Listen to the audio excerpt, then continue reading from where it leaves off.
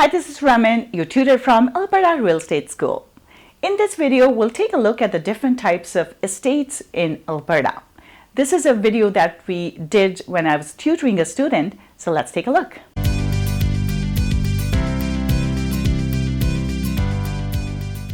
Types of estates in real estate. So one is fee simple estate. Fee simple estate is when a person has the most ownership rights, okay, in terms of the property they have. This is also known as the freehold estate. So this is when a person is considered the absolute owner. So the person owns the property, right?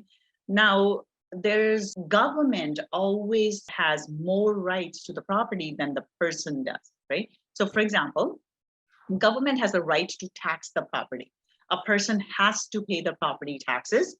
Otherwise, the government can foreclose on their property and sell their property in order to get the taxes back. Right? So there are certain rights that the government has that supersede our rights to the property, and taxes is one of them. A right to establish law and order. So we have to follow those rules.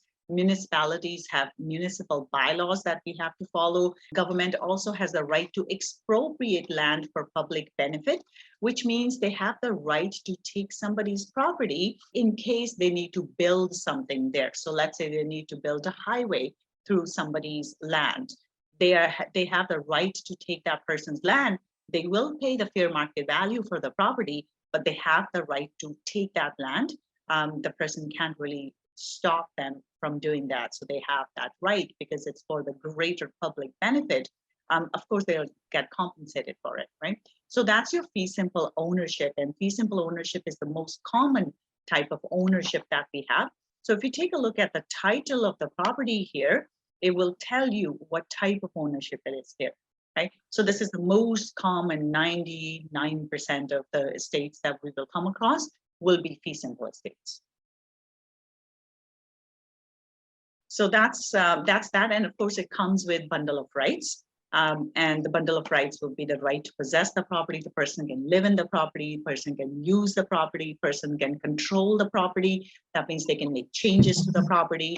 They can enjoy the land, they can sell the land, they can give it away, you can lease the property. So you have all these rights when you own a property, right? So that's called fee simple ownership. And the meaning of the word fee simple is that it can be inherited. The person can will the property to anybody they want. There's no restrictions on who a person can give the property to. It can be given to their the children, nephews, nieces, relatives, charity, third party. There's no restrictions around who the person can will the property to. So that's the meaning of the word fee simple. And then the leasehold estate just means that there's a lease between the landlord and tenant. So in this case, the tenant will pay rent. The lease would be for a certain period of time. So that will be, the period of time will be in the lease, how much the consideration, which is the rent is. And it will also say, when the lease starts and when the lease ends. So that's your leasehold estate, just a lease between the landlord and tenant. And then one thing to remember here is any leases over 3 years can be registered on the title of the property. And the reason for that is because the reason tenant would generally be the one who would put the lease on the property. And the reason for that would be because so they basically tell somebody if somebody's going to buy the house, they know that there's a tenant in place, there's a lease in place, and lease would stay, right? You cannot cancel the lease in order to sell the property. So for whatever time period the lease has been signed, it will stay. So this kind of gives the warning to person that there's a lease in place. So if they're buying the property, they are aware of that. It is when the person becomes a life tenant. Life tenant means they can live in the property, or they can control the property during their lifetime, right? So in this case, after the life tenant dies, if after the person passes away, the land will go back to the fee simple owner of the property. Okay? So generally the life estate comes from the Dower Act. So Dower Act, the definition here, Dower Act is very important, right? Dower Act protects the rights of untitled spouse in the matrimonial home. Okay? And the Dower Act is basically, it applies when there is one person on the title. So this title that we are looking at, there is one owner on the title. Okay, if this person is, so three things have to be true for dower rights to apply. One, there's only one person. So let's say you go to talk to someone and they're interested in listing the property, right?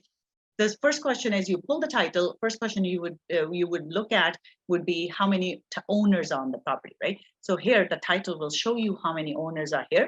In this case, there's only one owner on the property. So in this case, your second question would be, is the owner of the property legally married, right? Even if they're separated, technically they're legally married. So in this case, if the owner is legally married and either spouse, either the husband or the wife, have lived in the property since the time of the marriage, then Dower Act would apply. Okay? So in this case, what we would have to do, that we would have to get a dower consent signed in order to list that property. We would have to get consent or agreement from their spouse in order to list the property. This person cannot just decide to list the property and sell the property and not basically kick out the other spouse, right? That's why, in order to protect the rights of untitled spouse in a matrimonial home, this Dower Act was created.